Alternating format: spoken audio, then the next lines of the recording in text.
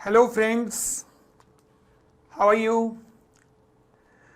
चलिए, मैं अमित पोपली आज से आप सबके साथ एक नए सफ़र को शुरू करने जा रहा हूं। दोस्तों, ये सफ़र हमारा 44 क्लासेस तक चलेगा और जैसे मैंने इस बैच का नाम दिया है टारगेट 60+, तो मैं कह सकता हूं कि सारा एम्फेसाइज जो रहेगा, सारा जोर जो रहेगा वो इस बात पर रहेगा कि किसी भी तरीके से हमें इस लेवल की तैयारी करनी है इन 44 क्लासेस में कि हम अपने 60+ के टारगेट को आसानी से अचीव कर सकें। दोस्तों, इसके लिए आपके पास बुक्स पहुंचा दी गई हैं और इस वीडियो के थ्रू आज हम अपनी क्लासेस को शुरू करने जा रहे हैं। हमें जितना भी नोटिंग करना है वो आप देखेंगे, अगर आप अपनी बुक्स को ओपन करके देखेंगे तो it is more like a workbook. ये कलरफुल वर्कबुक है मल्टी कलर्स के अंदर, और कोई भी अगर नोटिंग वगैरह करनी होगी तो उसके लिए आपको सेपरेट कॉपीज वगैरह की ज़रूरत बिल्कुल नहीं पड़ेगी। जो भी नोटबुक, जो भी राइटिंग करनी है वो आपकी बुक्स के अंदर ही आपको राइटिंग करनी है। इनके अलावा डिफरेंट चार्ट्स वगैरह जिन्हें हम समझाते चलेंगे वो बुक्स के अंदर दिए गए हैं। तो दोस्तों, मैं इन 44 क्लासेस में हमने कहा हम 100% सिलेबस को कवर करने वाले हैं। और आज जो मैं चैप्टर आपके साथ शुरू करने जा रहा हूं that is called chapter number 1, वो है डायरेक्टर्स का।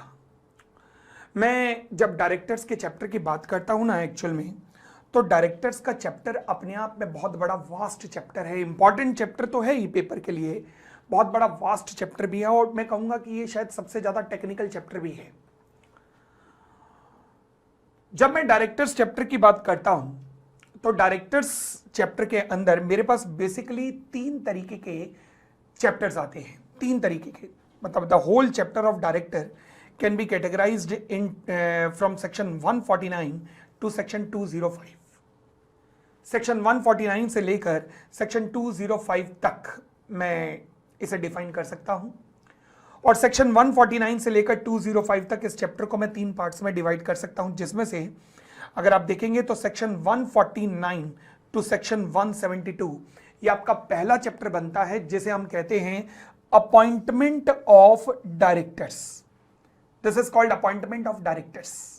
यहां पर हम डायरेक्टर्स के अपॉइंटमेंट से रिलेटेड बातें करेंगे आपके साथ। फिर जो दूसरा चैप्टर मेरा आता है that is called board meeting, और उसके अंदर हम सेक्शन 173 से लेकर सेक्शन 193 तक की चर्चा करेंगे। सेक्शन 173 से लेकर 193 तक की चर्चा आपके chapter number 2 that is board meeting के अंदर होगी। फिर मेरा तीसरा चैप्टर डायरेक्टर्स के अंदर बनता है called as managerial remuneration. Managerial remuneration के अंदर we will go through section 196 to section 205, और इस तरीके से आपका पूरा डायरेक्टर्स का चैप्टर जो कि 149 से लेकर 205 तक का है वो हमारा कंप्लीट होगा। दोस्तों, 3 अलग अलग चैप्टर्स हैं, और आप जानते हैं कि कंपनी एक्ट में ना केवल सेक्शंस है बल्कि इसके अंदर रूल्स भी बहुत भारी मात्रा में है। तो इन 3 चैप्टर्स के अंदर जो रूल्स यूज होंगे उन रूल्स को हम बांट सकते हैं, देखिएगा 3 कैटेगरी के अंदर ही। पहले चैप्टर के अंदर जो रूल्स यूज हो रहे हैं they would be called as companies appointment and qualification of directors rules 2014। क्या सर हमें रूल नंबर भी याद करने होंगे? मैं कहूंगा हर जगह तो नहीं, बट कई जगह पर यस, हाँ कई जगह पर आपको करने होंगे, नो ऑप्शन। वो कौन कौन सी जगहें होंगी वो मैं आपको बताता जाऊंगा, जहां इंपॉर्टेंट आपकी बुक में मार्क करवाता जाऊंगा। जब भी बुक में आपने नोटिंग करनी होगी मैं बता दूंगा। ये जो गोले वोले मैं बना रहा हूं फिलहाल आपको बनाने की जरूरत नहीं है। चलिए जब भी हम बोर्ड मीटिंग के चैप्टर के अंदर आएंगे तो जो रूल्स यूज होंगे they would be called as companies meeting of the board and its directors rules 2014। और जब भी मैं मैनेजरियल रेम्युनरेशन के चैप्टर में आऊंगा तो वहां पर जो मैं रूल्स यूज करूंगा they are called companies appointment and remuneration of the managerial person rule 2014। तो एक बात ध्यान रखना, पहले चैप्टर यानी कि सेक्शन 149 से सेक्शन 172 तक जो रूल्स यूज होंगे they are called appointment of directors and qualification rules 2014। दूसरा चैप्टर यानी कि सेक्शन 173 से लेकर सेक्शन 195 तक जो रूल्स यूज होंगे they are called meeting of the board and its powers rules 2014। तीसरा चैप्टर यानी कि सेक्शन 196 से सेक्शन 205 तक जो रूल्स यूज होंगे they are called appointment and remuneration of the managerial person rules 2014। इतनी बात क्लियर हो गई बात। चले, इसके अलावा सेक्शन हो गए, रूल्स हो गए, इसके अलावा बचते हैं फॉर्म्स नंबर। क्या हमें सर फॉर्म नंबर भी याद करने हैं? मैं ये तो नहीं कहूँगा नहीं याद करने, मैं कहूँगा हाँ करने हैं, बट सारे नहीं, कुछ एक। वो कौन कौन से हैं वो मैं आपको बताता जाऊँगा, बट फिलहाल जहाँ जहाँ पहला चैप्टर आएगा called as appointment and qualification of directors, वहाँ पे जितने फॉर्म यूज होंगे दे आर कॉल्ड DIR। तो उनके नंबर बनते जाएंगे DIR 1 2 3 4 5 6। ठीक हो गई बात। जो दूसरा चैप्टर आएगा बोर्ड ऑफ डायरेक्टर्स की पावर्स, तो उसमें जितने भी फॉर्म नंबर यूज होंगे they are called MBP। Clear हो गई बात। तीसरा जो चैप्टर है मैनेजरियल रेम्यूनरेशन का, उसके अंदर जितने भी फॉर्म्स यूज होंगे they are called MR। DIR stand for director, MBP management and board powers, and third managerial remuneration, ये फॉर्म नंबर है।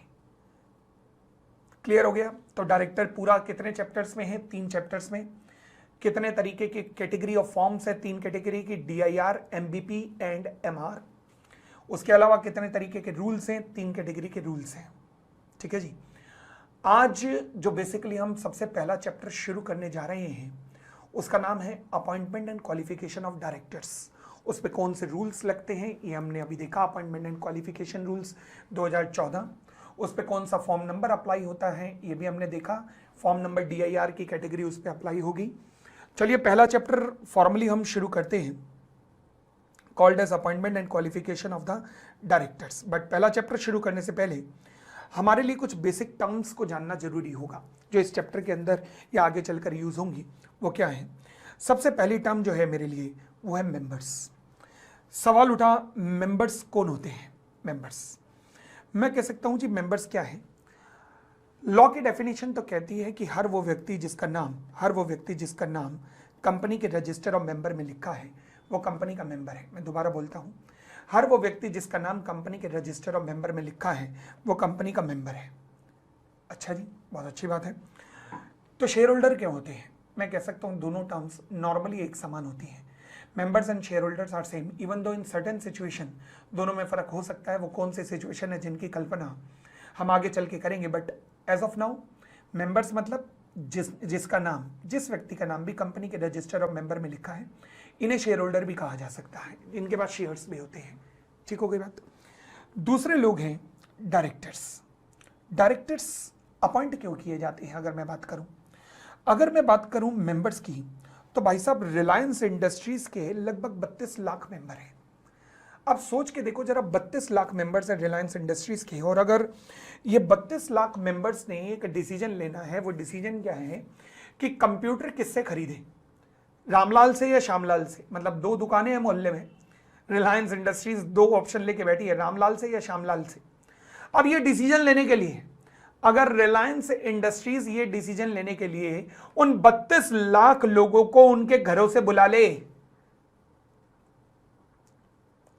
कोई युगांडा से आ रहा है, कोई नाइजीरिया से आ रहा है, कोई नामीबिया से आ रहा है, कोई अर्जेंटीना से आ रहा है, कोई वेस्ट इंडीज से आ रहा है, कोई इंग्लैंड से आ रहा है, वर्ल्ड कप चल रहा है ना तो मुझे अब उनकी टीमों के नाम याद आ रहे हैं, कोई बांग्लादेश से आ रहा है, कोई अफगानिस्तान से आ रहा है, डिसीजन लेने के लिए आए बेचारे, बैठे सीटों पर।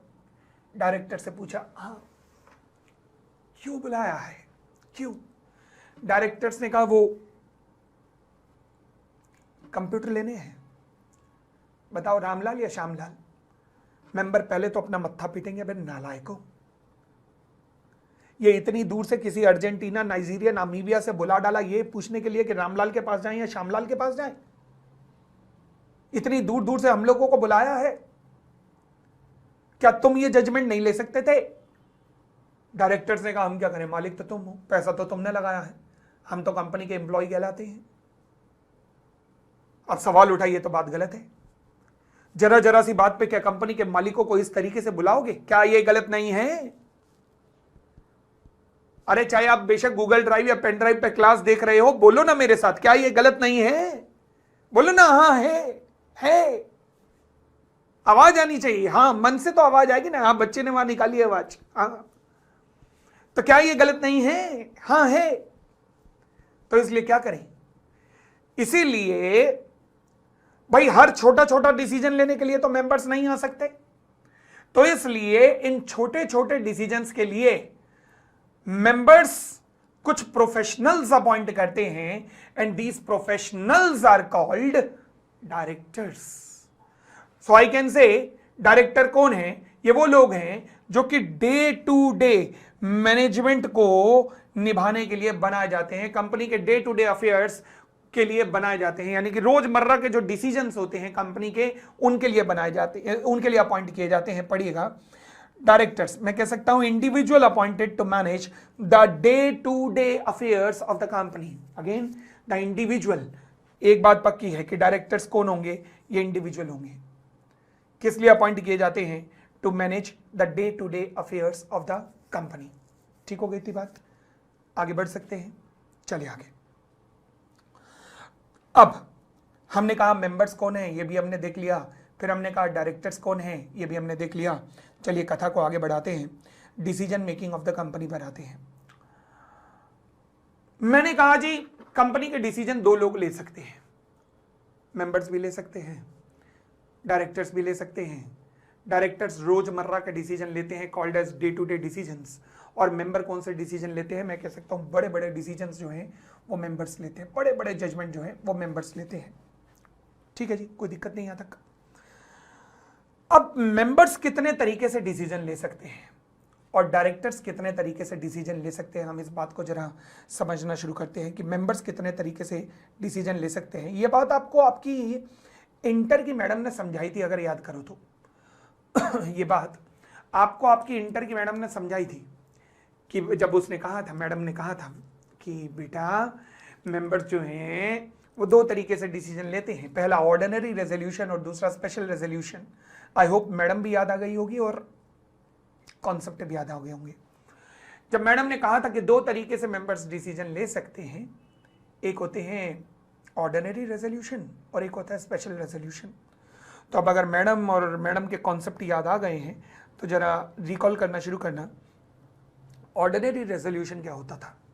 मैडम ने यहाँ तक समझाया था कि ऑर्डिनरी रेजोल्यूशन का मतलब होता है एक ऐसी सिचुएशन जहाँ पर वोट्स इन फेवर ज़्यादा होंगे as compare to votes against से। यानी कि अगर मैं कह सकता हूँ कि फेवर में 51 डले और अगेंस्ट में 49 डले, तो आई कैन से कि ordinary resolution has been passed. Favour में 70 डले, अगेंस्ट में 30 डले, तो ordinary resolution has been passed. But अगर मैं कहूं फेवर में 50 डले, अगेंस्ट में 50 डले, तो ordinary resolution has not been passed. कोई रेजोल्यूशन, ऑर्डिनरी रेजोल्यूशन पास नहीं हुआ है। ठीक होगी ना इतनी बात? ये मैडम ने बोला था ना, बोलो ना हाँ, फिर मन से बोलो, बोलो हाँ। आगे बढ़ते हैं। दूसरा रेजोल्यूशन एक और था, स्पेशल रेजोल्यूशन। ये भी आपने इंटर में आईपीसीसी में सीखा था कि स्पेशल रेजोल्यूशन क्या होता है। एक ऐसी सिचुएशन जहां पर votes in favour votes against के 3 गुना, 3 टाइम्स के या तो बराबर हैं या फिर उससे ज्यादा हैं, या तो 3 टाइम्स ऑफ वोट अगेंस्ट के बराबर हैं या उससे ज्यादा हैं, तो इस सिचुएशन को अपन लोग स्पेशल रेजोल्यूशन का नाम देते हैं। यानी कि अगर वोट्स इन फेवर अगर मैं कहूं 75 है और अगेंस्ट 25 है, तो क्या एसआर पास हो गया? द आंसर इज यस, क्योंकि अगेंस्ट का 3 गुना करो तो बना 75, तो क्या 75 इज इक्वल टू 75 हुआ? यस। फेवर अगर 90 है, अगेंस्ट अगर 10 है, तो क्या स्पेशल रेजोल्यूशन पास हो गया? द आंसर इज यस, क्योंकि 10 का इंटू 3 करोगे तो 30 बना, तो 90 इज ग्रेटर देन 30। ये वो कॉन्सेप्ट है जो खैर आप इंटर में पढ़ चुके थे। अगर आप इसे नोट करना चाहते हैं तो कर लीजिए, अपनी बुक पे ही कर लीजिएगा, कॉर्नर में जो स्पेस है, अगर करना चाहते हैं तो कर लीजिए। वैसे मुझे नहीं लगता इसको अभी नोट करने की जरूरत है, बट फिर भी जो बच्चे करना चाहेंगे वो कर सकते हैं। मैं टाइम दे रहा हूँ, आप कर लीजिएगा, फटाफट इसे नोट डाउन कर लीजिएगा।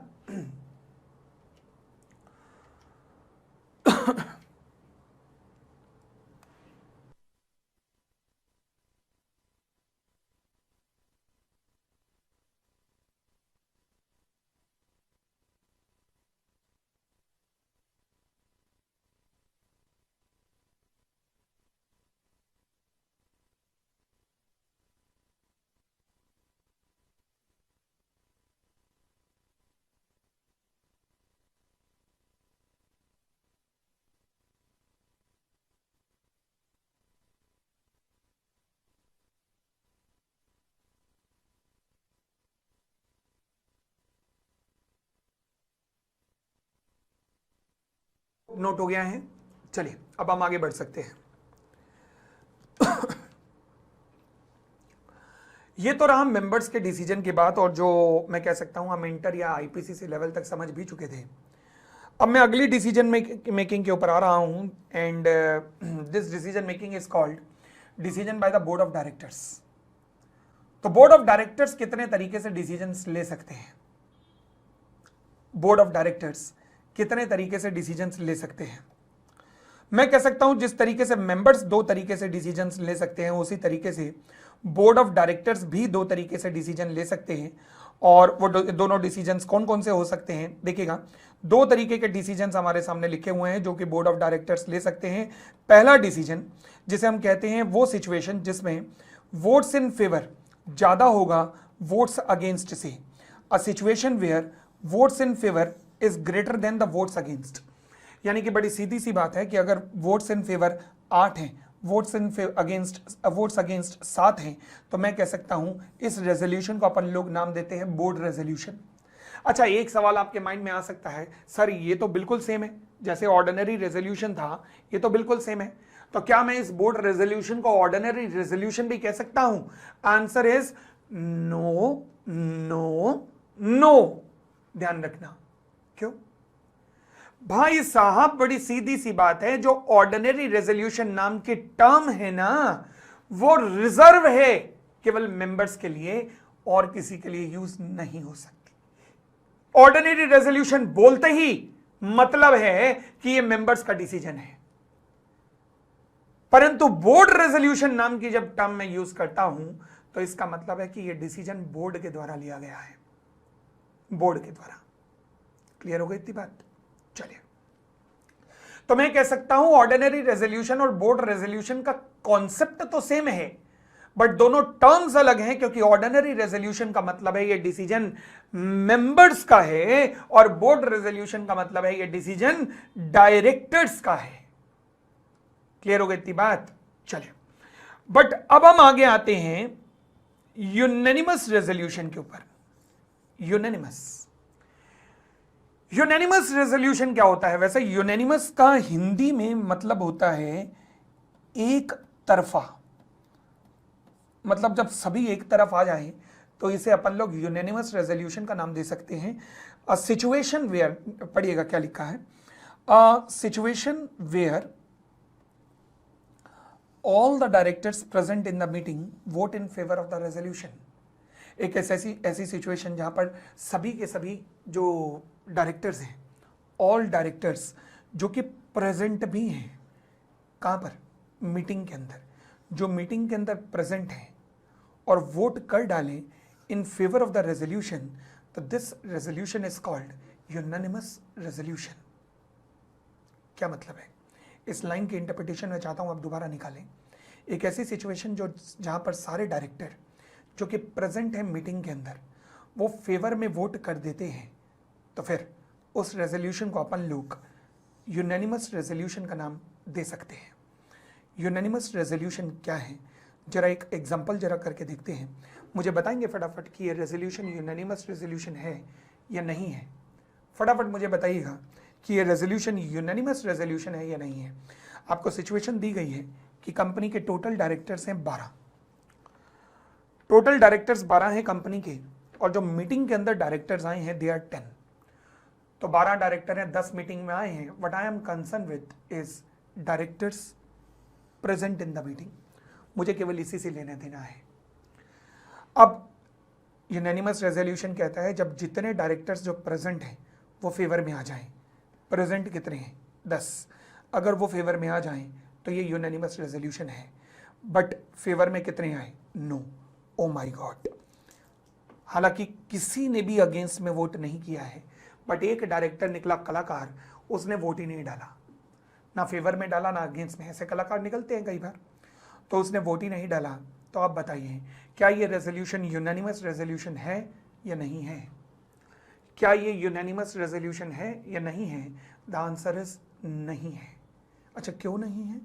क्योंकि बड़ी सीधी सी बात है, जितने डायरेक्टर्स प्रेजेंट हैं अगर वो फेवर में हैं तो यूनानिमस है, अदरवाइज नहीं है। तो आंसर क्या लिखेंगे आप? इसका आंसर लिखेंगे नॉट अ यूनानिमस रेजोल्यूशन। लिख लीजिएगा यह answer, not a unanimous resolution. ये यूनानिमस रेजोल्यूशन नहीं है। क्यों नहीं है? क्योंकि मैं कह सकता हूं कि सिंस डायरेक्टर प्रेजेंट कितने हैं, whereas votes in favour कितने हैं, 9। इस वजह से ये यूनानिमस रेजोल्यूशन नहीं है, क्योंकि अगर यहां भी 10 और यहां भी 10 हो जाता तो ये यूनानिमस रेजोल्यूशन हो जाता। आई होप क्लियर है, कोई दिक्कत नहीं। नोट कर लीजिएगा आप इसे यहां तक।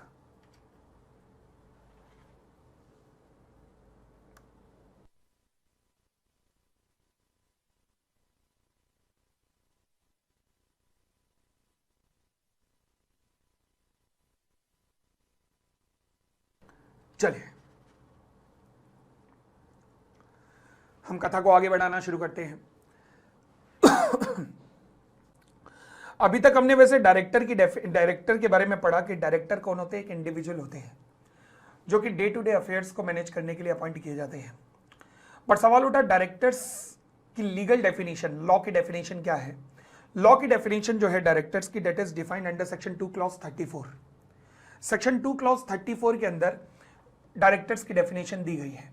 अच्छा, एक शब्द और, अगर आप देख रही हो तो मैं इसे 2 क्लॉज 34 पुकार रहा हूं। कुछ बच्चे इसे सेक्शन 2 सबसेक्शन 34 पुकारना शुरू करते हैं, वो टेक्निकली गलत है। This can not be termed as section 2 subsection 34, it is actually section 2 clause 34। अब ऐसा क्यों? सबसेक्शन और क्लॉज में क्या फर्क है? The answer is yes. अब जो मैं चीज बताऊंगा लिखने की जरूरत नहीं है, केवल समझना उसे, ध्यान से देखिएगा।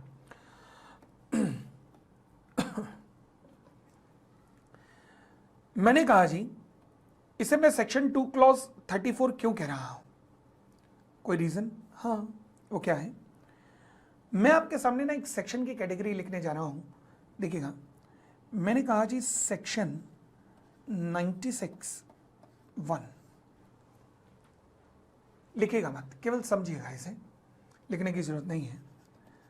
Section 96(2), section 96(3),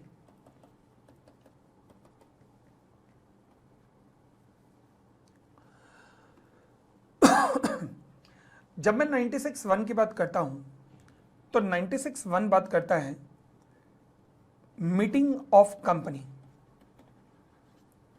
meeting of company, और ये बताता है कि मीटिंग ऑफ कंपनी कब होगी, मीटिंग ऑफ कंपनी कब होगी, ये 96(1) बताता है। 96(2) बताता है कि मीटिंग ऑफ कंपनी कहां होगी।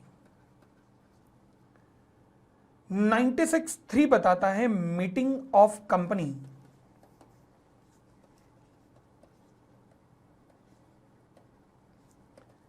क्यों होगी। अब इन तीनों सेक्शंस को अगर कंपाइल करो तो कहानी से प्रेरणा क्या मिलती है? 96(1) बताता है मीटिंग ऑफ द कंपनी कब होगी, दूसरा कहता है कहां होगी, तीसरा कहता है क्यों होगी। अगर मैं आपसे कहूं कि क्या इन तीनों सेक्शंस में आपस में कोई संबंध है, तो आप क्या कहेंगे? संबंध है कि नहीं? द आंसर इज यस, संबंध है। क्यों संबंध है? क्योंकि तीनों सेक्शन एक ही मुद्दे पर बात कर रहे हैं, वो है meeting of company, meeting of company. तो क्या मैं कह सकता हूं कि इनमें आपस में कनेक्शन है? यस, इनमें आपस में कनेक्शन है। और जब जब सेक्शन की सीरीज के अंदर आपस में कनेक्शन होता है, यानी कि चर्चा एक ही मुद्दे पर हो रही होती है, तो जो पहला ब्रैकेट होता है मेन सेक्शन के साथ में, वो कहलाता है सब सेक्शन। तो जब पहला ब्रैकेट होता है मेन सेक्शन के साथ में, वो क्या कहलाता है? Sub section. इतनी बात क्लियर है? आगे बढ़ सकते हैं? चलिए, मैं कहता हूं अगर यहां कनेक्शन नहीं होता तो, अगर यहां कनेक्शन नहीं होता तो क्या होता, तो क्या होता देखते हैं जी। तो क्या होता देखिएगा, तो क्या होता, तो क्या होता, तो क्या होता। हाँ जी, ये तो कनेक्शन था। अगर ये कनेक्शन ना होता तो, फॉर एग्जाम्पल मान लीजिए सेक्शन 270 ये बताता है प्रोस्पेक्टस क्या होगा। लिखने की बात इसलिए नहीं है क्योंकि अभी मैं एक पंच लाइन बताऊंगा, उससे सारा कॉन्सेप्ट ही हमेशा के लिए क्लियर हो जाएगा, तो इसलिए लिखने की जरूरत नहीं है। अभी पंच लाइन आने वाली है। सेक्शन 268 बताता है प्राइवेट लिमिटेड कंपनी क्या होती है। सेक्शन 218 ऐसे ही बताता है चीफ एग्जीक्यूटिव ऑफिसर कौन होता है। जरा देखना आपस में कहीं कनेक्शन है क्या, आपस में कहीं कोई कनेक्शन है। मेरे ख्याल से दूर दूर तक कहीं कनेक्शन नहीं है। सेक्शन 270 कुछ और बता रहा है, 268 कुछ और बता रहा है, 218 कुछ और बता रहा है, क्योंकि आपस में कोई कनेक्शन नहीं है, नो कनेक्शन। इसलिए जो पहला ब्रैकेट होगा इज कॉल्ड एज क्लॉज। तो पहला ब्रैकेट जो है वो क्या कहलाता है, क्लॉज कहलाता है। इतनी बात क्लियर हो गई। चलिए, तो पहला ब्रैकेट क्लॉज कहलाता है अगर आपस में कनेक्शन ना हो। अब सवाल ये उठा सर हमें पता कैसे लगना है कि कनेक्शन है या नहीं है। मैं कहता हूं बड़ी आसान सी बात है, कोई टेंशन का मुद्दा ही नहीं है। वो कैसे, बड़ी सीधी सी बात है। देखो, जब लॉ मेकर्स लॉ बनाता है तो लॉ मेकर्स को भी इतना ध्यान रखना होता है कि जहां जहां आपस में कनेक्शन होता है वो सब कुछ वो एक ही सेक्शन में डाल देता है। तो इसलिए हमेशा सेक्शन के बाद सब सेक्शन आता है, जो आप जानते हो। परंतु सेक्शन 2 इसकी एक्सेप्शन है। सेक्शन 2 के अंदर बेसिक डेफिनेशन आती हैं जो किसी भी एक्ट के अंदर यूज की जाती है। तो मैं दोबारा बोलता हूं, सेक्शन 2 किसी भी एक्ट में यूज होने वाली बेसिक डेफिनेशंस की चर्चा करता है। इसलिए सेक्शन 2 क्योंकि बेसिक डेफिनेशन की चर्चा करता है और वो डेफिनेशन हमेशा अलग अलग हो सकती हैं, इसलिए सेक्शन 2 को हमेशा क्लॉज के नाम से पुकारा जाता है। क्लॉज के नाम से, क्योंकि सेक्शन 2 डेफिनेशन बताता है, वो डेफिनेशन अलग अलग हो सकती हैं, इसलिए सेक्शन 2 को क्लॉज के नाम से पुकारा जाता है। तो इसलिए जब भी कोई एक्ट देखेंगे आप, वहां पर जब जब डेफिनेशंस आएंगी, जब जब डेफिनेशन आएंगी तो डेफिनेशनल सेक्शन क्लॉज के रूप में जाना जाता है, और उसके अलावा पूरा का पूरा एक्ट हमेशा सबसेक्शन के साथ पढ़ा जाता है। सबसेक्शन, मेन सेक्शन, फिर सबसेक्शन, फिर क्लॉज। और जब डेफिनेशनल सेक्शन आएंगे तो पहले मेन सेक्शन और फिर क्लॉज। बस ये इतनी सी बात है। जहां जहां डेफिनेशन आएंगी वहां क्लॉज लगते हैं, और डेफिनेशन के अलावा पूरे एक्ट में सबसेक्शन टर्म्स यूज की जाती है। बस इतनी सी पंच लाइन है, और कोई दिक्कत वाली यहां बात है नहीं। आई होप क्लियर है। तो अब मेरे सामने जो है वो डेफिनेशन है डायरेक्टर्स की, तो आप क्या कहेंगे इसे, it is called as clause 34 to section 2, या फिर सेक्शन 2 क्लॉज 34। सवाल उठा सर जी क्या हमें सेक्शन याद करने हैं? द आंसर इज हाँ जी, करने हैं। ये तो बहुत सारे होंगे, मैं कह सकता हूं जी हाँ, मगर फाइनल लेवल पे अगर सेक्शन याद नहीं है तो फिर तो it is more like a business study paper. जैसे एक स्टूडेंट ने मुझे फोन किया सर पेपर देने के बाद, सर पेपर बहुत बढ़िया गया कसम से। मैंने कहा बहुत बढ़िया, अच्छा हुआ, सेक्शन तो लिखा है ना? कहने लगा नहीं सर वही नहीं लिखे बस। मैंने कहा अच्छा, रूल नंबर? कहने लगे नहीं वो रूल नंबर कहाँ याद किए सर। मैंने कहा फॉर्म नंबर भी नहीं किए होंगे? कहने लगा नहीं बट पेपर बहुत अच्छा गया। मैंने कहा केसेस के नाम तो लिख के दिए होंगे? कहने लगा नहीं सर वो कहाँ याद किए थे।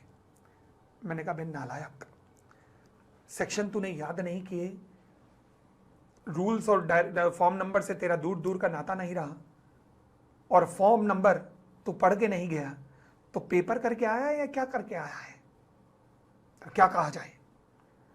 तो ऐसी कलाकारी मत करना। सेक्शंस याद करने हैं। सवाल उठा सेक्शन याद करने का तरीका, हाँ है। वो क्या, हर चैप्टर की एक छोटी सी revision clip, mini revision clip आपको मिलेगी, जिसमें सेक्शन की रिवीजन क्लिप दी जाएगी, सेक्शन की रिवीजन करवाई जाएगी। तो वो मिनी रिवीजन क्लिप आपके पास उपलब्ध रहेगी, आपको रिस्पेक्टिव वीडियोस वो मिलती रहेंगी। ठीक हो गई थी बात। चलिए, वो कैसे मिलेंगी, कहाँ मिलेंगी, सब बताता जाऊंगा, चिंता मत करो। अभी तो बस पे चढ़े हैं, ये सफर तो 44 दिन का है, 44 डेज का है, तो आज तो अभी पहला दिन भी आधे घंटे का ही हुआ है, तो डोंट वरी, ठीक है। चलिए आगे बढ़ना शुरू करते हैं। तो हमने कहा जी डायरेक्टर्स, डायरेक्टर्स कौन होते हैं, मैं कह सकता हूं डायरेक्टर्स वो हैं जो कि बोर्ड ऑफ डायरेक्टर्स पे अपॉइंट किए जाते हैं। Directors appointed to the board of directors, यानी कि वो व्यक्ति जो कि बोर्ड ऑफ डायरेक्टर्स पर अपॉइंट होते हैं, दे आर कॉल्ड डायरेक्टर्स। सवाल ये आ रहा होगा, sir ji board of directors क्या होता है भाई, ये भी बता दो अब। अच्छा, बोर्ड ऑफ डायरेक्टर्स क्या होता है, जरा देखना शुरू करते हैं। देखिएगा, बोर्ड ऑफ डायरेक्टर्स की एज सच तो वैसे डेफिनेशन नहीं है, बट फिलहाल बोर्ड ऑफ डायरेक्टर्स का मतलब होता है existence of minimum number of directors on the board. जैसे ही किसी भी बोर्ड पर मिनिमम नंबर ऑफ डायरेक्टर्स आ जाएं तो इसे अपन लोग बोर्ड ऑफ डायरेक्टर्स कहते हैं। अच्छा, वैसे मिनिमम नंबर ऑफ डायरेक्टर्स कितने होते हैं मैंने तो बताया नहीं, मगर मुझे उम्मीद है तुम लोगों को पता है, क्योंकि मैं तो अभी पहले सेक्शन के अंदर 149 के अंदर बताऊंगा, बट फिलहाल याद करो। तो प्राइवेट लिमिटेड कंपनी में कितने होते हैं, मैं कह सकता हूं 2। पब्लिक लिमिटेड कंपनी में कितने होते हैं, मैं कह सकता हूं 3। ओके, यानी कि प्राइवेट कंपनी में 2 डायरेक्टर्स एंड पब्लिक कंपनी में 3 डायरेक्टर्स हो सकते हैं। आई होप कोई दिक्कत नहीं है यहां तक। चले, अब मेरे सामने क्वेश्चन है जो कहता है कि A limited is having 3 directors on the board. A limited is having 3 directors on the board, okay? In an accident, 1 director died. एक एक्सीडेंट हुआ और एक डायरेक्टर की हो गई मृत्यु। अच्छा, टोटल कितने थे जी, 3 थे और एक की हो गई मृत्यु। Decide how many directors are left on the board now. मैं कह सकता हूं जी डायरेक्टर्स कितने थे, 3। 3 में से कौन सी, वैसे कंपनी कौन सी, अच्छा देखेंगे तो पब्लिक लिमिटेड कंपनी है। 3 में से एक चला गया, रह गए 2। पब्लिक लिमिटेड कंपनी है, बताइए मिनिमम नंबर ऑफ डायरेक्टर्स होने कितने चाहिए, 3। अब रह गए 2। और बोर्ड ऑफ डायरेक्टर्स की डेफिनेशन कहती है जब मिनिमम नंबर ऑफ डायरेक्टर्स हो जाएं, जब मिनिमम नंबर ऑफ डायरेक्टर्स हो तो अपन लोग इसे बोर्ड ऑफ डायरेक्टर्स का नाम देते हैं। जब मिनिमम नंबर ऑफ डायरेक्टर्स हो तो हम लोग इसे बोर्ड ऑफ डायरेक्टर्स का नाम देते हैं। मिनिमम नंबर ऑफ डायरेक्टर्स हैं यहां पर, क्या मिनिमम नंबर ऑफ डायरेक्टर्स हैं, नहीं। पब्लिक लिमिटेड कंपनी है, 2 होने चाहिए थे, हैं कितने, मात्र सॉरी, पब्लिक लिमिटेड कंपनी है 3 होने चाहिए थे, हैं कितने, मात्र 2। तो क्या यहां बोर्ड ऑफ डायरेक्टर्स है, नहीं है। यहां बोर्ड ऑफ डायरेक्टर्स नहीं है तो सवाल उठा, सर 2 डायरेक्टर्स जो हैं उन्हें आप क्या नाम देंगे, they are only called directors but they can not be called board of directors. समझ आ गई बात। तो लिखना शुरू कर लीजिएगा, यहां पर मेरे साथ आंसर में लिख लीजिएगा।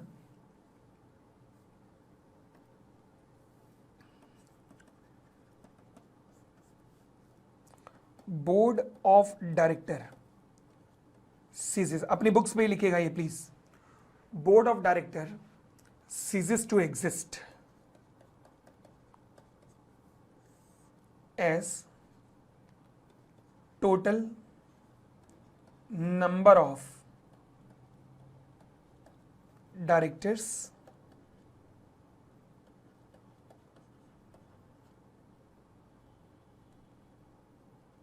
are even less than the minimum directors required.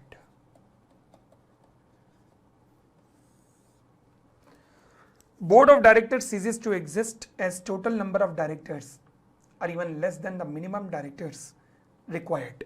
लिख लीजिएगा जी फटाफट।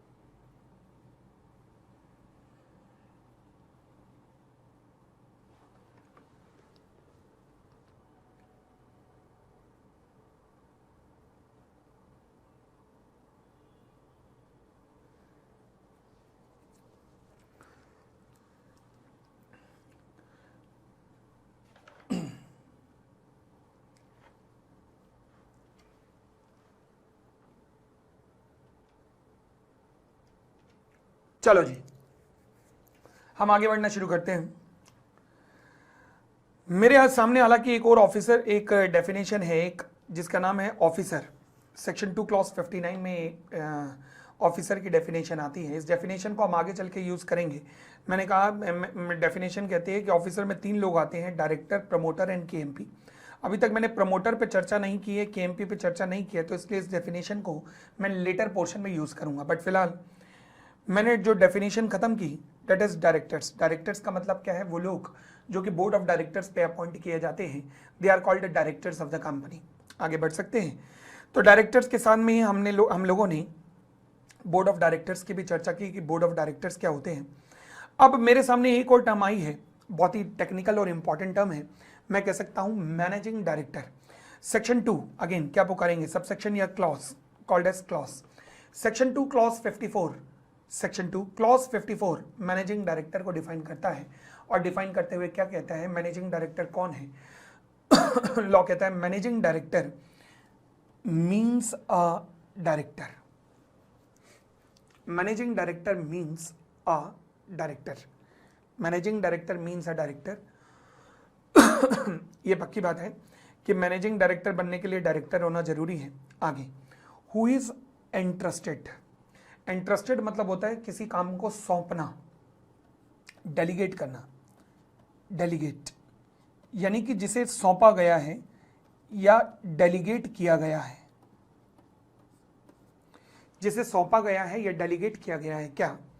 Substantial powers of the management, जिसे substantial powers of the management दी गई है। एक ऐसा व्यक्ति who is interested with the substantial powers of management, जिसे substantial powers of the management दी गई है। Director means, managing director means a person who is interested with substantial powers of the management. Okay, through. अच्छा, ये substantial power उसे कहां से दी गई है? थ्रू। कहां से दी गई हैं? 3 जगहों से, 3 वजहों से उसे ये सब्सटेंशियल पावर मिली है। कौन कौन सी वजहें हैं? कौन कौन सी, मतलब किन किन कारणों से, कैसे कैसे उसे सब्सटेंशियल पावर मिली है? देखिएगा, लॉ कहता है या तो आर्टिकल के थ्रू मिली है, या एग्रीमेंट के थ्रू मिली है, या resolution of the board of directors के थ्रू मिली है। तो ये जो उसे सब्सटेंशियल पावर मिली है, ये कहां से मिली है? ये बताता है फ्रॉम वेयर, कहां से। मतलब पेपर में मत लिखना, वैसे अपने समझने के लिए लिख लो, from where he get this power. Substantial power of the management जो है, ये सब्सटेंशियल पावर क्या होती है अभी समझना है। बट फिलहाल managing director means a director who is interested with the substantial power of management through. कहां से सब्सटेंशियल पावर मिली है? आइदर थ्रू आर्टिकल और through agreement, agreement with the company, और रेजोल्यूशन ऑफ द बोर्ड और members. ठीक है जी, यहां से उसे ये पावर्स मिली है। Okay, includes a director occupying the position by whatever name so called. Include the director occupying this position. Which position? Position of managing director. Now what does it mean? Position का मतलब क्या होता है? Position का मतलब होता है powers of MD। इसके अंदर वो व्यक्ति भी आता है, मैनेजिंग डायरेक्टर में वो व्यक्ति भी आता है जो मैनेजिंग डायरेक्टर की पावर्स होल्ड करता है, चाहे उसे किसी भी नाम से पुकारा जा रहा हो, चाहे उसे आप किसी भी नाम से पुकारते हैं, अगर वो मैनेजिंग डायरेक्टर की पावर्स को होल्ड करता है, आप उसे किसी भी नाम से पुकारें, अगर वो व्यक्ति मैनेजिंग डायरेक्टर की पावर्स को होल्ड करता है तो वो मैनेजिंग डायरेक्टर है। किसी भी नाम से पुकारे मतलब, मैंने ऐसे किसी भी नाम से पुकारे मतलब क्या होता है? किसी भी नाम से पुकारे, देखते हैं।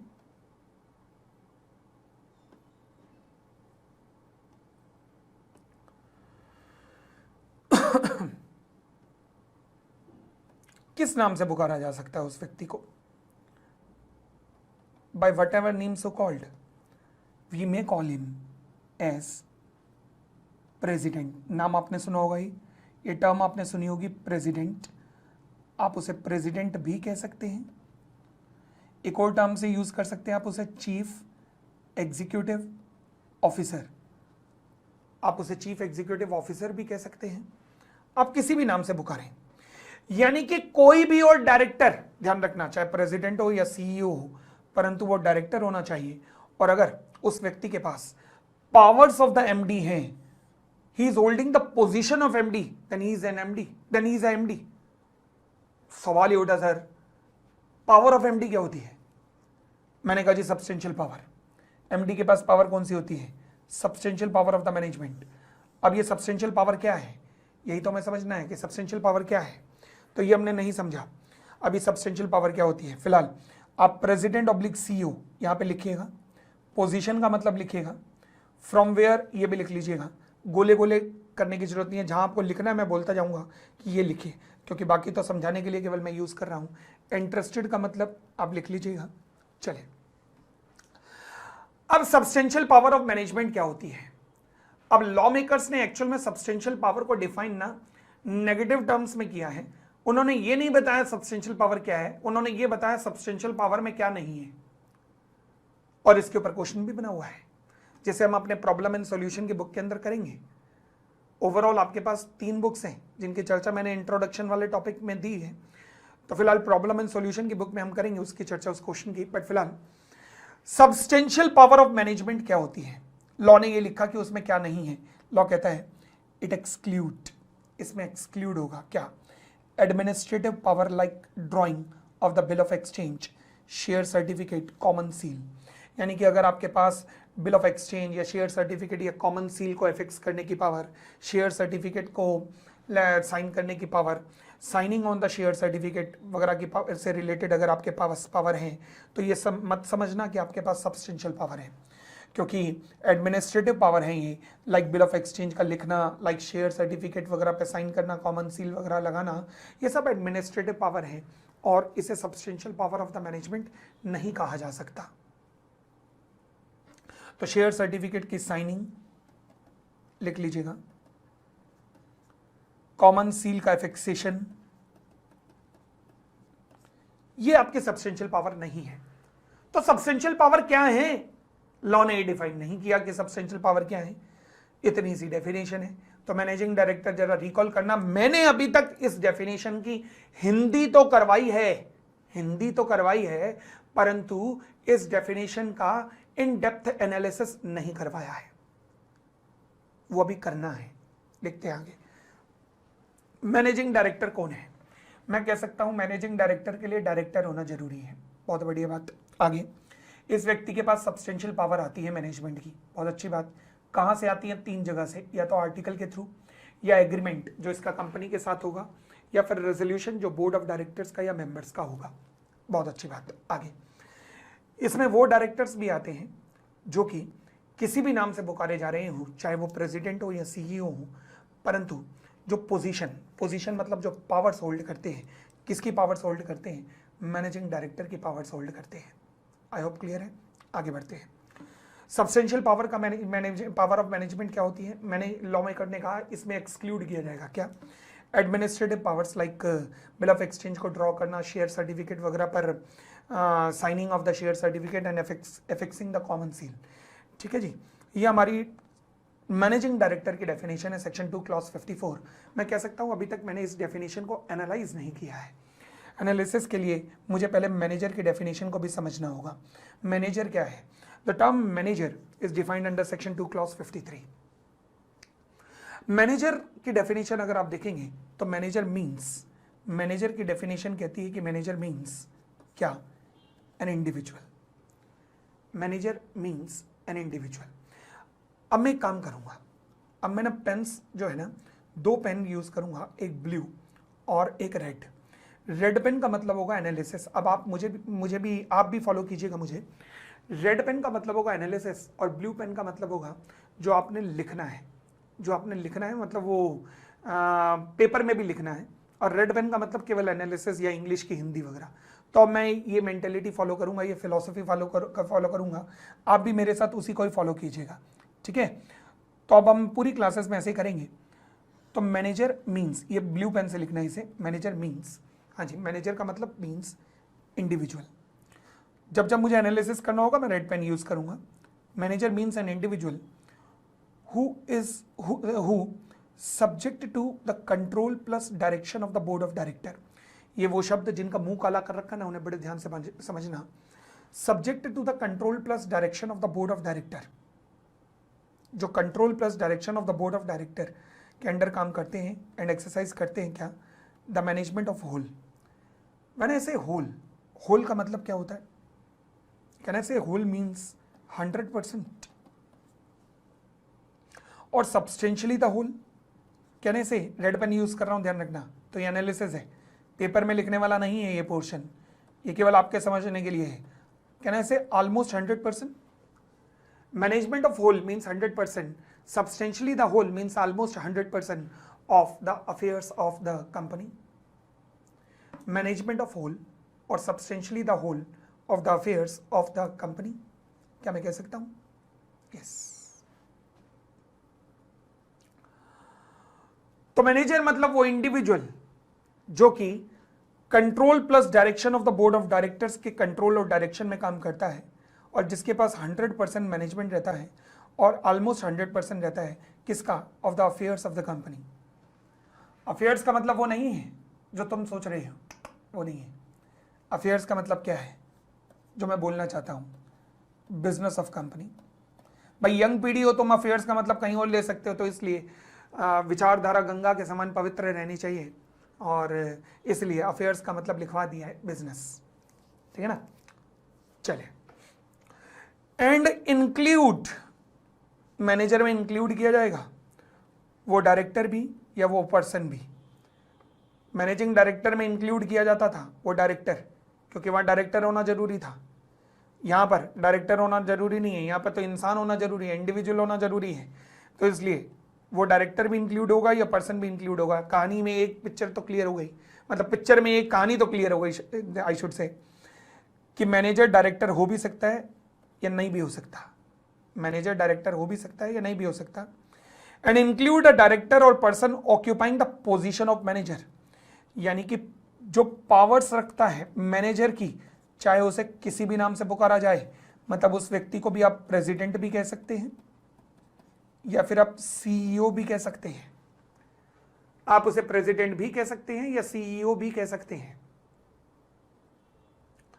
यहां पर मेरे सामने एक और सवाल उठा, वो क्या है कि सर आप इसे प्रेसिडेंट भी कह सकते हैं, सीईओ भी कह सकते हैं, बात बहुत बढ़िया कर दी आपने, बट मैं अब इसे प्रेसिडेंट कहूं या सीईओ कहूं? और अगर मैं प्रेसिडेंट कहूं या सीईओ कहूं तो आपने ऊपर मैनेजिंग डायरेक्टर में लिखवाया, मैनेजिंग डायरेक्टर में, कि उनको भी प्रेसिडेंट या सीईओ कह सकते हैं और इसको भी प्रेसिडेंट या सीईओ कह सकते हैं। तो फिर अगर कोई व्यक्ति प्रेसिडेंट है या सीईओ है तो फिर वो मैनेजर है या मैनेजिंग डायरेक्टर है? डाउट एकदम परफेक्ट है आपका, उसमें कोई दिक्कत नहीं है, एकदम परफेक्ट डाउट है कि अगर कोई व्यक्ति सीईओ है तो फिर उस व्यक्ति को मैं मैनेजिंग डायरेक्टर कहूं या फिर मैनेजर कहूं। ये जो आपका डाउट है ना, ये अगले पेज पे हैंडल किया गया है, देख लीजिएगा, पेज नंबर 4 पे आइएगा। पेज नंबर 4 पे यहाँ पर पहले होल टाइम डायरेक्टर की डेफिनेशन है, उसे हम थोड़ी देर के लिए भी रोक रहे हैं। पहले चीफ एग्जीक्यूटिव ऑफिसर की डेफिनेशन को देखते हैं कि चीफ एग्जीक्यूटिव ऑफिसर क्या होता है। लॉ मेकर ने ऐसी डेफिनेशन लिखी है चीफ एग्जीक्यूटिव ऑफिसर की कि दिल तो करता है कई बार नज़र उतार लूँ, नज़र ना लग जाए। बड़ी प्यारी डेफिनेशन है। वो कहता है chief executive officer means an officer of a company who has been designated as such by it, यानी कि हर वो व्यक्ति जिसे चीफ एग्जीक्यूटिव ऑफिसर कहा जाएगा वो चीफ एग्जीक्यूटिव ऑफिसर है। दिल कर रहा है कि नहीं नज़र उतारने का? दिल तो कर रहा है यहीं जाके झाड़ा लगवाना चाहिए। वाह क्या लिखा है लिखने वाले ने, बट अच्छा किया, आसान कर दिया, और क्या तारीफ करनी चाहिए। चलिए, तो chief executive officer means an officer of the company who has been designated as such. कोई भी व्यक्ति जिसे चीफ एग्जीक्यूटिव ऑफिसर कहा जाए वो चीफ एग्जीक्यूटिव ऑफिसर है। ग्रेट, आगे इस डेफिनेशन का एनालिसिस मैंने देखा। मैनेजिंग डायरेक्टर में को भी मैंने कहा कि उसे चीफ एग्जीक्यूटिव ऑफिसर के नाम से पुकार सकते हो। फिर मैंने कहा मैनेजर को भी आप चीफ एग्जीक्यूटिव ऑफिसर के नाम से पुकार सकते हो।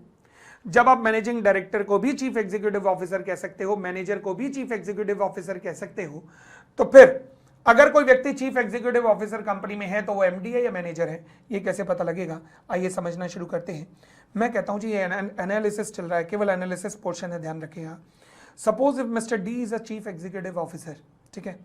Now whether to treat him as a MD और मैनेजर, ये क्वेश्चन आपके सामने है कि आप उसे एमडी कहेंगे या मैनेजर कहेंगे। तो बड़ी सीधी सी बात है, क्वेश्चन का समाधान ये है कि पहले तो अगर वो डायरेक्टर नहीं है, अगर वो डायरेक्टर नहीं है तो वो मैनेजिंग डायरेक्टर तो हो नहीं सकता। अगर वो डायरेक्टर नहीं है तो वो मैनेजिंग डायरेक्टर तो हो नहीं सकता। तो वो क्या होगा, वो क्या होगा, can be treated as manager. तो वो केवल मैनेजर हो सकता है, can be treated as manager. ठीक हो गई बात, क्योंकि मैनेजिंग डायरेक्टर तो होगा नहीं, तो वो केवल मैनेजर कहलाएगा। आई होप इतनी बात क्लियर है, कोई दिक्कत नहीं है यहां तक। आगे बढ़ते हैं। बट समस्या तब आती है अगर वो व्यक्ति डायरेक्टर है। अगर वो व्यक्ति डायरेक्टर है तो ध्यान रखना, मैनेजिंग डायरेक्टर तो डायरेक्टर होता ही है, मैनेजर डायरेक्टर भी हो सकता है या फिर नहीं भी हो सकता। तो अगर वो डायरेक्टर है तो वो एमडी भी हो सकता है या फिर मैनेजर भी हो सकता है। तो अब मुझे कैसे पता लगेगा, ये आपको रिसर्च करने की जरूरत है नहीं, बड़ी सीधी सी बात है। एग्जामिनर कभी भी आपको देगा तो वो आपको ये जरूर देगा कि वो व्यक्ति पावर्स किसकी होल्ड करता है। अगर वो चीफ एग्जीक्यूटिव ऑफिसर है और वो पावर होल्ड करता है एमडी की, if he hold the powers of the MD then he can be treated as managing director. But अगर एग्जामिनर आपको कहता है कि if he hold the power of manager तो he can be treated as manager. Clear हो गई थी बात। तो चीफ एग्जीक्यूटिव ऑफिसर एमडी भी हो सकता है, मैनेजर भी हो सकता है, इट डिपेंड कि वो किसकी पावर होल्ड कर रहा है। अगर उसके पास एमडी की पावर है, एमडी की पावर कौन सी होती है, मैं कह सकता हूं एमडी की पावर कौन सी होती है, याद करो, that is substantial power of the management होती है। एमडी के पास कौन सी पावर होती है, substantial powers of the management, that is, लिख लीजिएगा, सब्सटेंशियल पावर ऑफ मैनेजमेंट। अच्छा, मैनेजर के पास कौन सी पावर होती है, that is 100% powers of management.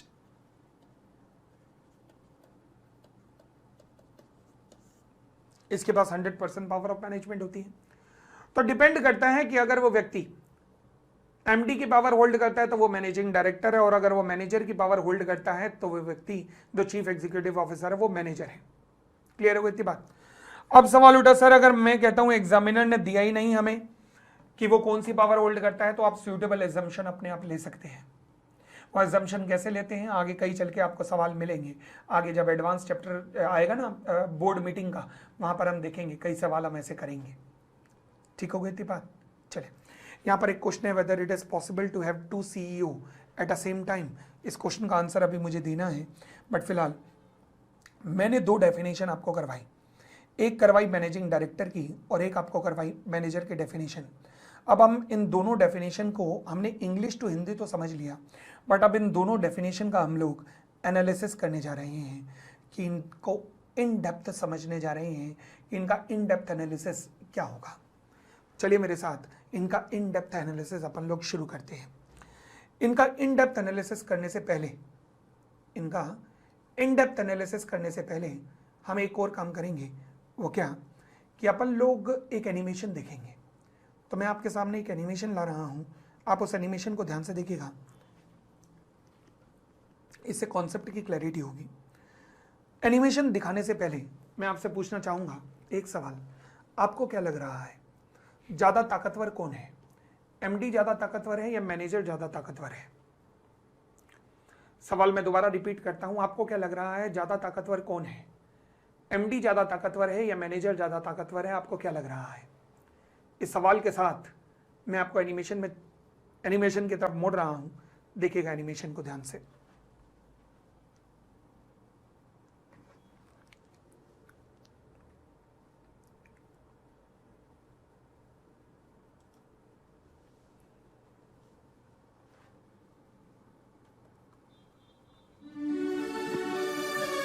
और राम, क्या हाल चाल, कहाँ पे आजकल? यार बस सब सही है अपना तो। आजकल हम तो मैनेजिंग डायरेक्टर है ना आईटीसी में। और तुम बताओ, तुम कहाँ हो? यार मैं भी अब पोपली इंडस्ट्रीज में मैनेजर हूँ। ओह, दुख हुआ सुन के कि तुम मैनेजर ही रह गए बस। राम तुम सही तो हो ना, मैनेजर तो मैनेजिंग डायरेक्टर से बड़ा होता है। लगता है तुम वो सब भूल गए जो सीए करते हुए पढ़ा था। तो राम लग जाए शर्त फिर। बिल्कुल लग जाए, चलो।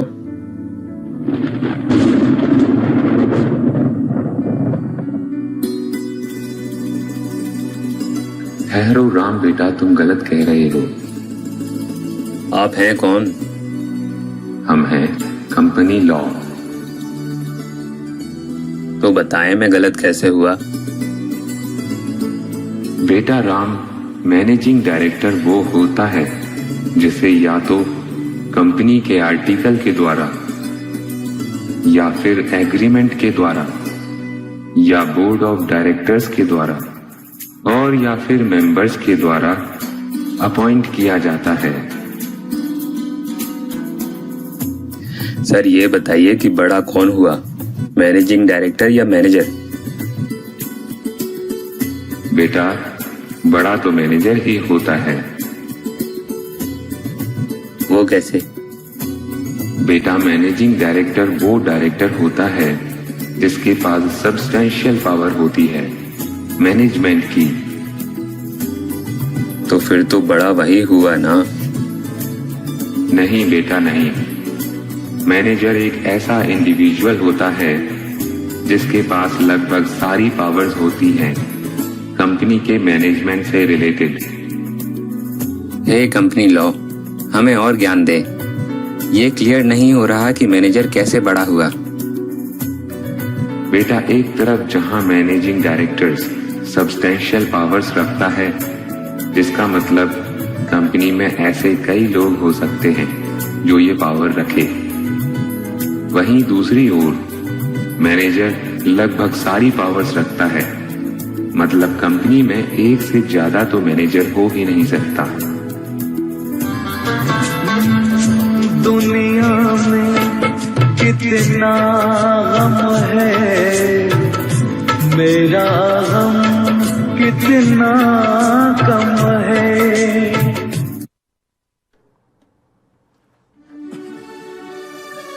और राम?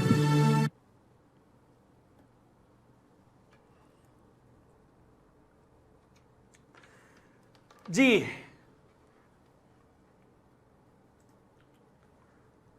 जी, तो कहानी से क्या प्रेरणा मिलती है?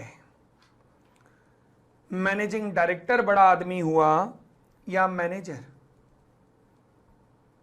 प्रेरणा तो ये मिलती है सर कि मैनेजर ज्यादा बड़ा व्यक्ति हुआ। हाँ, बात ठीक भी है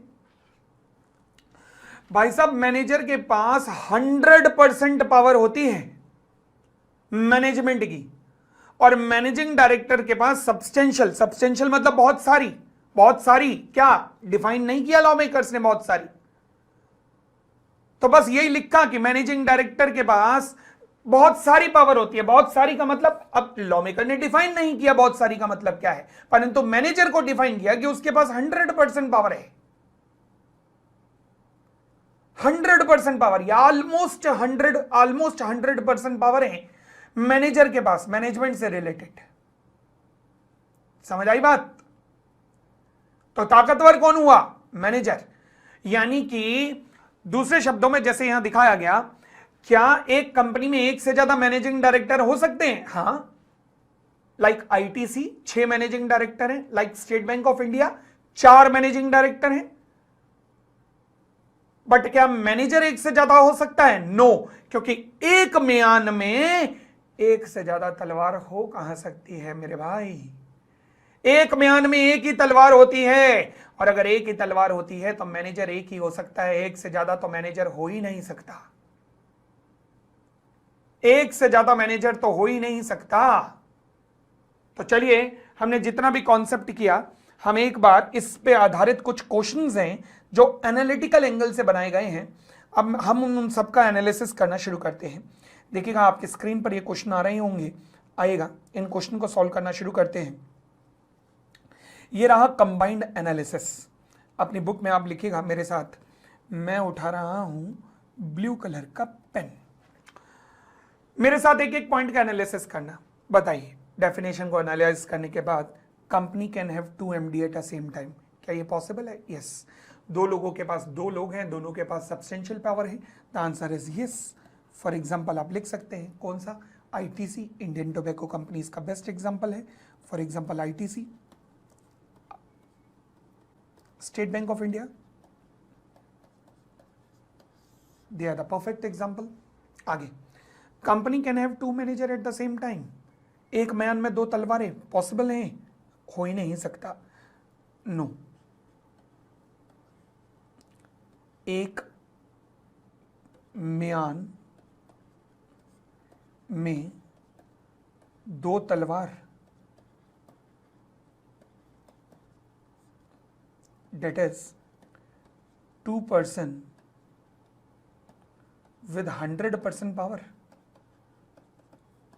एक के पास जब 100% पावर आ गई तो दूसरे के लायक बची कहां, दूसरे के लायक बची कहां, तो हो ही नहीं सकता। Can company have two manager at the same time? The answer is absolutely no, company can not have two managers at the same time. Okay, is it possible that company can have one MD and one manager? सोच के देखो, एक MD एक manager, क्या ये possible है? No. भाई साहब, अगर मैनेजर है तो 100% पावर उसके पास है, और अगर 100% पावर है तो मैनेजिंग डायरेक्टर के लिए पावर बची कहां? मैनेजिंग डायरेक्टर के लिए पावर बची कहां? नहीं बची।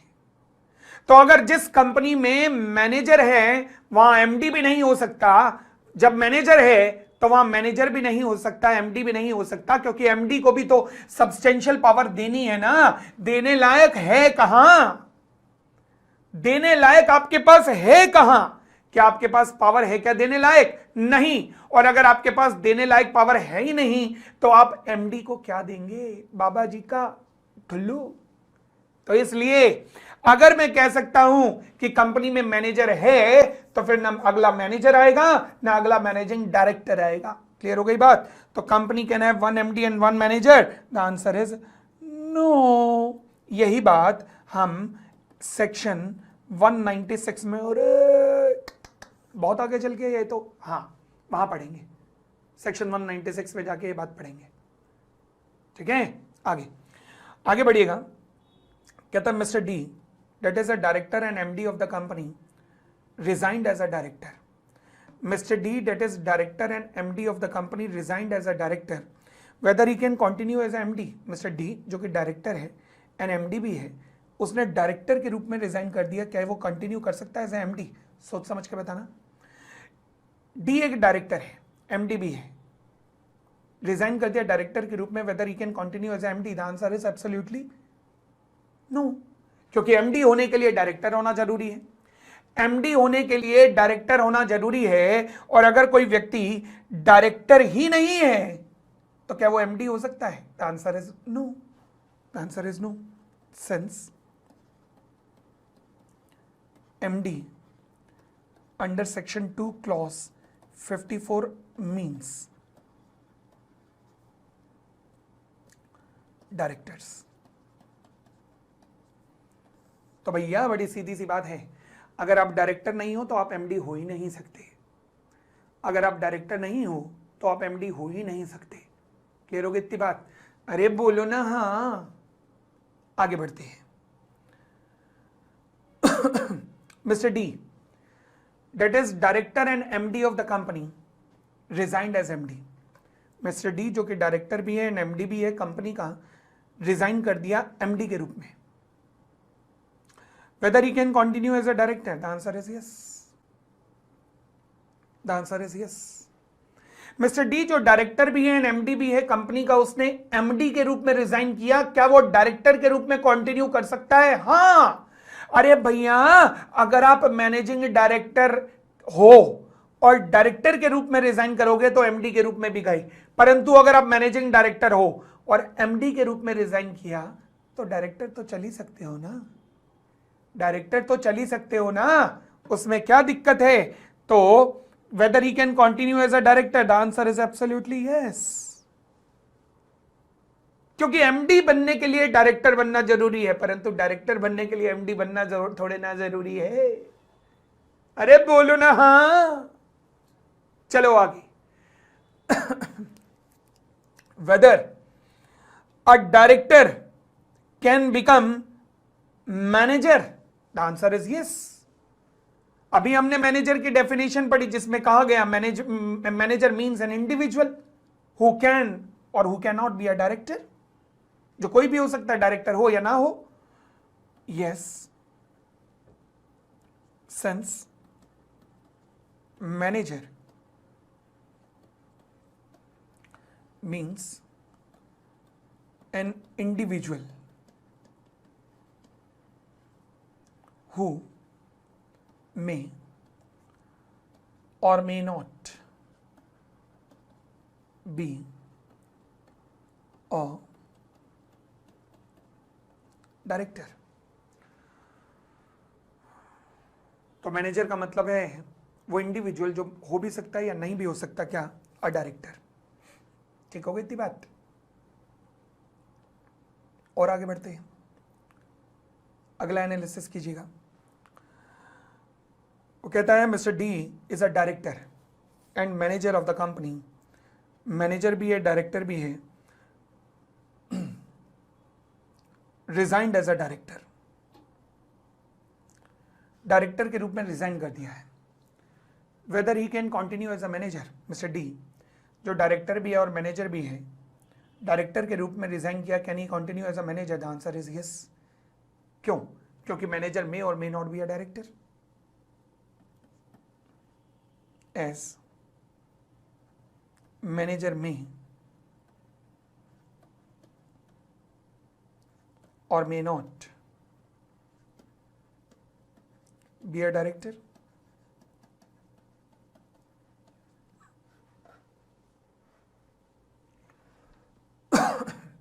ठीक हो गई थी बात.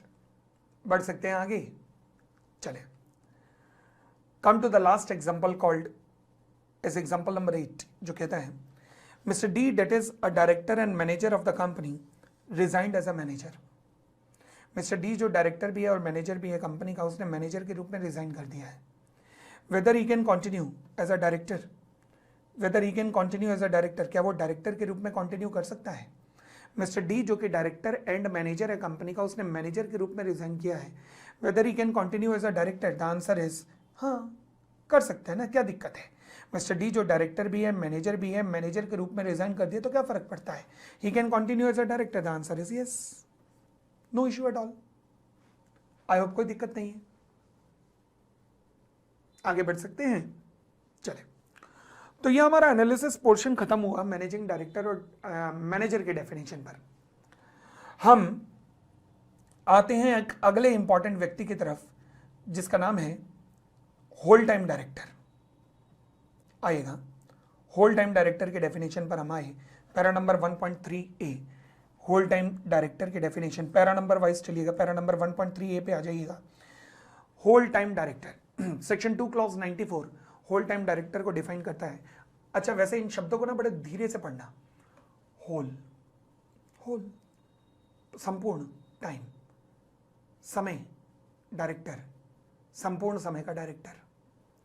यानी कि एक ऐसा डायरेक्टर जो संपूर्ण समय के लिए काम करे, जो पूरे समय के लिए काम करे, वो होल टाइम डायरेक्टर है. एक ऐसा डायरेक्टर जो पूरे समय के लिए काम करे, वो होल टाइम डायरेक्टर है. As simple as that. बढ़ सकते हैं. चले, तो whole time director includes a director includes a director in the whole time employment of the company. जो सुबह कंपनी में आए, लंच बॉक्स साथ में लेकर आए, दोपहर का लंच यहीं करे, शाम को स्नैक्स खा के जाए, उसे होल टाइम डायरेक्टर कहते हैं, संपूर्ण समय का.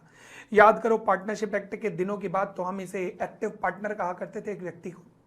ये बिल्कुल वैसा ही है, एक्टिव पार्टनर की तरह, जो सुबह से लेकर शाम तक कंपनी में ही रहता है. तो होल टाइम डायरेक्टर ये मैनेजिंग डायरेक्टर और मैनेजर के अलावा होते हैं. द आंसर इज यस, क्योंकि ये सुबह से लेकर शाम तक कंपनी में बैठे रहते हैं. They are also called as, इनका एक और नाम भी है, they are also called as executive directors. हालांकि ये लीगल टर्म तो नहीं है executive directors, but in real world they are also called as executive directors. Real world में इन लोगों को अपन लोग एग्जीक्यूटिव डायरेक्टर के नाम से भी पुकारते हैं। आई होप कोई दिक्कत नहीं है। चले, तो अभी तक आपने मैनेजिंग डायरेक्टर समझा कौन है, डायरेक्टर समझा कौन है, मैनेजर समझा कौन है, होल टाइम डायरेक्टर समझा कौन है। अब मेरी अगली टर्म जो समझने वाली आ रही है वो है KMP, की मैनेजरियल पर्सन। की मैनेजरियल पर्सन क्या होता है? की मैनेजरियल पर्सन कौन होता है? देखिएगा, की मैनेजरियल पर्सन की डेफिनेशन आपके सामने है। वो कहता है की मैनेजरियल पर्सन मींस, हालांकि आगे लिखा हुआ है connected with section 203 subsection 1। Connection बाद में देखेंगे, जब मैं सेक्शन 203 सबसेक्शन 1 कराऊंगा ना तो इस पेज को दोबारा आपके सामने रखूंगा, बट वो बाद में देखेंगे जब कनेक्शन होगा। बट फिलहाल की मैनेजरियल पर्सन क्या होता है, इसमें आते हैं कौन कौन? द चीफ एग्जीक्यूटिव ऑफिसर और MD और manager, company secretary, the whole time director, CFO। ये सारे नाम तो अब सुने सुनाए हैं। कौन कौन से हैं देखिएगा, CEO सुना हुआ है, MD सुना हुआ है, मैनेजर सुना हुआ है, CS सुना हुआ है, होल टाइम डायरेक्टर सुना हुआ है। ओके, और कौन कौन आया? CFO, एक नया नाम आया CFO, मतलब chief financial officer, chief financial officer. और फिर कहते हैं such other officer not more than 1 level below the director who is in the whole time employment designated as a KMP by the board। वो director जो whole time director हैं उनसे एक level से ज्यादा नीचे नहीं होंगे। अब ये क्या है, ये समझने के लिए, इस लाइन को समझने के लिए पहले तो मुझे ये समझना चाहिए कि KMP नाम के कॉन्सेप्ट को इंट्रोड्यूस करने के लॉ मेकर्स को क्या जरूरत पड़ी। पहले हम इसके इंट्रोडक्शन की बात करते हैं कि इंट्रोड्यूस क्यों किया गया। रेड पेन का यूज कर रहा हूं, यानी कि एनालिसिस है, कोने में लिख देना, ये जो बुक का पोर्शन है ना, यहां पर थोड़ी सी ड्राइंग बना देना। कंपनी का नाम है पोपली इंडस्ट्रीज लिमिटेड। कंपनी का मैनेजिंग डायरेक्टर कौन था? Amit Popli. Company goods supply करती थी इंडिया से लेकर विदेशों तक को। हालांकि मैंने ड्राइंग की 10 साल तक प्रोफेशनल ट्रेनिंग ली है, मगर फिर भी थोड़ा सा केरला और कर्नाटका थोड़ा सा इधर हो गए। खैर चलो, मोर और लेस ये हमारा मैप है, ऑलमोस्ट मैप है। अब हालांकि USA यहाँ है, मगर मेरे पास जगह अब यहाँ है तो मैं यहाँ पे बना रहा हूँ US से।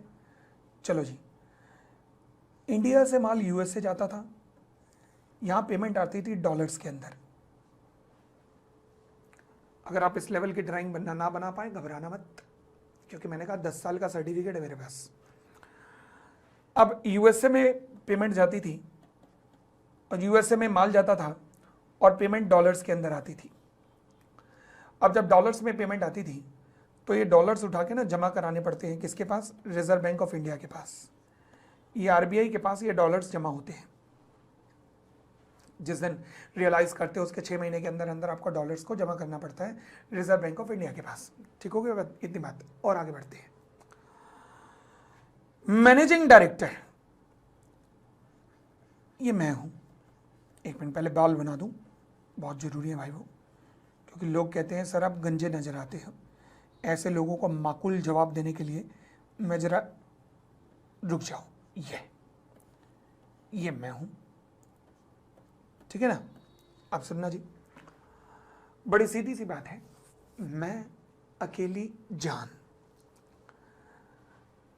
विदेशों में कस्टमर भी ढूंढूं मैं ही, बिजनेस भी बढ़ाऊं मैं ही, क्रेडिटर्स को भी देखूं मैं ही, बैंक्स को भी देखूं मैं ही, एम्प्लॉयज को भी देखूं मैं ही, हर चीज देखूं मैं ही, और डॉलर जमा करने के लिए लाइनों में लगूं मैं ही। क्या ये गलत नहीं है? आप वहां बैठे बैठे सुन रहे हैं, बोलो ना मन से कि गलत है। क्या ये गलत नहीं है? गलत है गलत है। सारा काम मेरे जिम्मे, मैं अकेली जान क्या क्या करूंगा? तो इसके लिए मैंने कंपनी में सीएफओ अपॉइंट किया, चीफ फाइनेंशियल ऑफिसर। अब वो अगर नालायक निकला तो कसूर मेरा है, अगर चीफ फाइनेंशियल ऑफिसर नालायक निकला तो क्या कसूर मेरा है? नहीं। इसलिए लॉ मेकर्स ने कहा कि पोपली साहब, हर चीज में तुम्हारा थोड़े ना कसूर है, तुम्हारे अलावा भी कंपनी में कई इंपॉर्टेंट लोग हैं। तो वो कौन से लोग इंपॉर्टेंट हैं? उन इंपॉर्टेंट लोगों को डिफाइन करने के लिए ही डेफिनेशन ने जन्म लिया, जिसका नाम है की मैनेजरियल पर्सन। अब इसमें कौन कौन आते हैं? एमडी तो आता ही है, मैनेजर तो आता ही है, सीईओ तो आता ही है, होल टाइम डायरेक्टर भी आता है, सीएफओ भी आएगा और सीएस भी आएगा। सर ऑडिटर नहीं आएंगे? नहीं, क्योंकि ऑडिटर एक इंडिपेंडेंट व्यक्ति है। ठीक हो गई बात? आगे और कौन आएगा? और आएगा होल टाइम डायरेक्टर से एक लेवल नीचे का वो व्यक्ति। होल टाइम डायरेक्टर से एक लेवल नीचे कौन कौन से व्यक्ति होते हैं? आपने कई बार नाम सुना होगा, he is a vice president. अच्छा, ऐसे बड़े बड़े डेजिग्नेशन जो लेके बैठे हुए ना, he is a general manager. My God, ऐसे भयंकर डेजिग्नेशन जो लेकर ये लोग बैठे हुए हैं, ये एग्जीक्यूटिव डायरेक्टर नहीं बने हैं अभी, बट उनसे एक लेवल नीचे हैं। फॉर एग्जाम्पल, जब मैं आईसीआईसीआई बैंक में काम करता था तो मेरा बॉस रिपोर्ट करता था अपने बॉस को, उसका बॉस रिपोर्ट करता था उसके बॉस को। मतलब मेरे से 5 लेवल हियरार्की ऊपर आता था, हमारे बिजनेस हेड आते थे, बिजनेस हेड। और हमारे बिजनेस हेड कौन थे? वो जनरल मैनेजर लेवल के थे। यानी कि ICICI bank, I am talking about 2005, 2005 की घटना बता रहा हूं। हमारे जो मेरे 5 लेवल ऊपर जो मेरे सुपर डुपर पुपर बॉस थे, वो जनरल मैनेजर लेवल पे थे और वो होल टाइम डायरेक्टर भी नहीं थे, and he was the business head. तो क्या अपने पूरे बिजनेस के लिए, यानी कि पूरे डिपार्टमेंट, बिजनेस हेड मतलब पूरे डिपार्टमेंट के हेड हैं, क्या अपने पूरे कंसर्न डिपार्टमेंट के काम के लिए यही रिस्पॉन्सिबल होंगे? द आंसर इज, लॉ ने कहा हाँ। और इसलिए ये लाइंस इंसर्ट की गई कि वो लोग जो कि एक लेवल नीचे के ना हो, मतलब बहुत नीचे भी नहीं उतरना, केवल एक लेवल नीचे उतरना है, not more than 1 level below, यानी कि एक लेवल बिलो तक जाना, उससे और ज्यादा नीचे मत जाना, बस एक लेवल नीचे जाना। ठीक है, कोई तीन बात? चले, और फिर लिखा सच अदर ऑफिसर एज में बी प्रेस्क्राइब्ड। अब प्रेस्क्राइब्ड कौन है? ये अभी तक प्रेस्क्राइब नहीं है, बट एक्चुअल में सेंट्रल गवर्नमेंट ने स्कोप अपने लिए रख रखा है कि जब भी चाहो तो प्रेस्क्राइब कर देंगे फर्दर। जैसे ये पॉइंट नंबर 5 भी है, अभी प्रेस्क्राइब हुआ है कंपनी अमेंडमेंट एक्ट 2017 के द्वारा, ओरिजिनल कंपनी एक्ट में ये नहीं था, तो फिर इनको प्रेस्क्राइब किया गया, यहाँ पे डाल दिया गया। ऐसे कभी और महसूस हुआ एक लेवल और नीचे जाने की जरूरत हुई तो एक लेवल और नीचे चले जाएंगे और डेफिनेशन को और बड़ा कर देंगे। ठीक हो गई थी बात? चले, तो अभी तक हमने क्या समझा? आज ब्रेक से पहले मैं कह सकता हूं, आज हमने ब्रेक से पहले आज क्या क्या समझा? हमने समझा कि डायरेक्टर कौन होते हैं, मैनेजिंग डायरेक्टर कौन होते हैं, मैनेजर कौन होते हैं, होल टाइम डायरेक्टर कौन होते हैं, सीईओ कौन होते हैं, और फिर हमने समझा केएमपी कौन होता है। ये बेसिक टर्म्स समझने के बाद अब मैं शुरू करूंगा पहला सेक्शन कॉल्ड एज सेक्शन 149। हम एक ब्रेक लेंगे, 5 मिनट का ब्रेक होगा, और ब्रेक के बाद फिर हम क्लास को शुरू करेंगे, जिसमें मैं पहला सेक्शन उठाऊंगा आपका, जिसे नाम दिया जाएगा board of directors of company. तो हम मिलते हैं ब्रेक के बाद। Thank you, thanks a lot.